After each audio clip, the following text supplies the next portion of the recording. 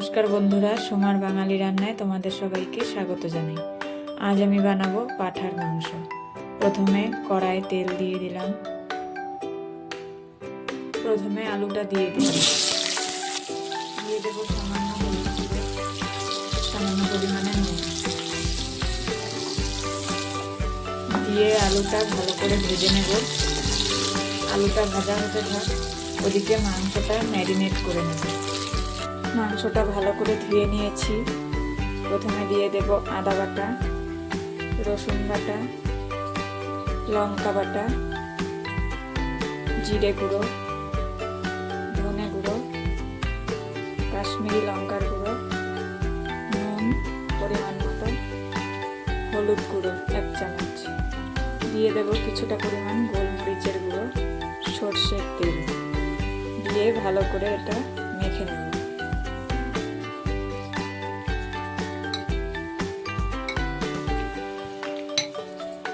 মাংসটা ভালোভাবে ম্যারিনেট করা হয়ে গেছে।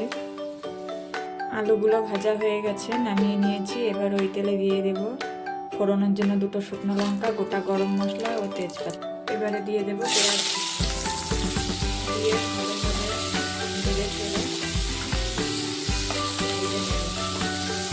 পেঁয়াজটা ভাজা হয়ে গেছে। এবার দিয়ে দেব ম্যারিনেট করে রাখা মাংস। এবারে ভালোভাবে মিশিয়ে দেব, দিয়ে ঢাকা দিয়ে দেব।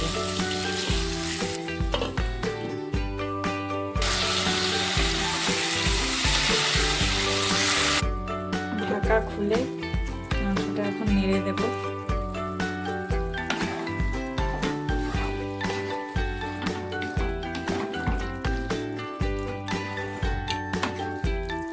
এবারে দিয়ে দেব ভেজে রাখা আলু। মাংসটা কিছুটা হয়ে এসছে, এবার দিয়ে দেব 2 চামচ ফেটিয়ে রাখা টক দই।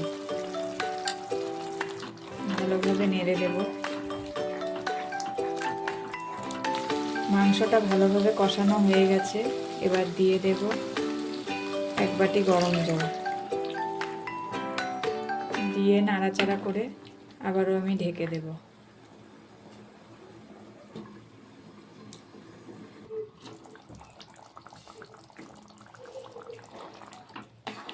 মাংসটা এখন হয়ে গেছে। গরম মশলা গুঁড়ো দিয়ে নামিয়ে নেব। তৈরি হয়ে গেল পাঁঠার মাংস।